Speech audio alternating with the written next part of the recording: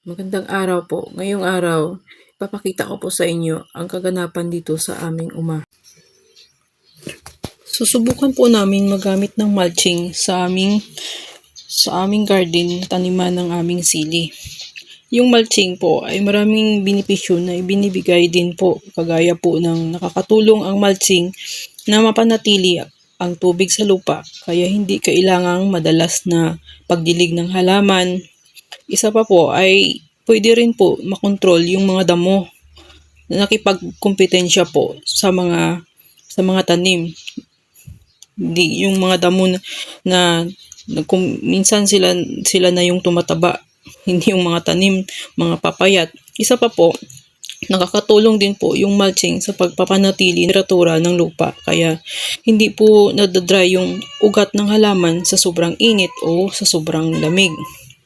Yung mulching din po ay nakakatulong din po sa pag-iwas ng pagguho ng lupa dahil sa tubig. Kagaya po nitong plot na to, medyo mataas, at saka mayroong kanal sa gilid. Minsan, pag nagdidilig ka ng halaman, yung lupa ay sumusunod sa agos ng tubig sa kanal. Kaya kung nilagyan mo ito ng compost, minsan yung mga compost ay nahuhulog na po sa kanal. Hindi na pumupunta sa puno ng mga tanim. At nutrisyon, maaring tumaas ang ani ng mga halaman. Tapos, pagbawas ng paggamit ng mga kimikal. Yung mulching ay maaring makatulong sa pagkontrol ng mga piste at sakit, kaya nababawasan yung paggamit ng mga kimikal. Yung mulching ay nagpapabuti din po ng itsura ng hardin. Ito ay nagbibigay ng magandang itsura ng hardin at makakatulong sa pag-organisa ng mga halaman. Ito din po ay maaring makatulong sa pag-iwas sa pagkasira ng mga ugat ng mga halaman dahil sa mga tools na ginagamit.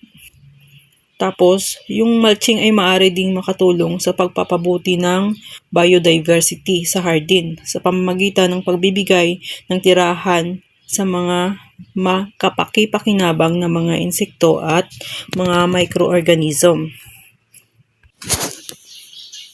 Para sa mga mahilig magtanim ng gulay at kung ano pa dyan sa inyong kapaligiran, yung mulching ay mahalaga din po kasi marami siyang benepisyo para sa mga halaman, lupa at kapaligiran at sa atin din. Wow!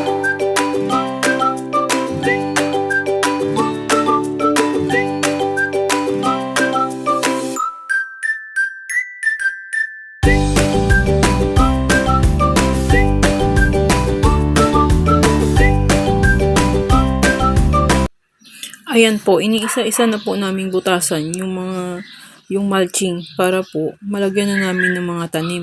Diyan po ilalagay yung mga punla namin ng mga sili. Diyan sa may butas po.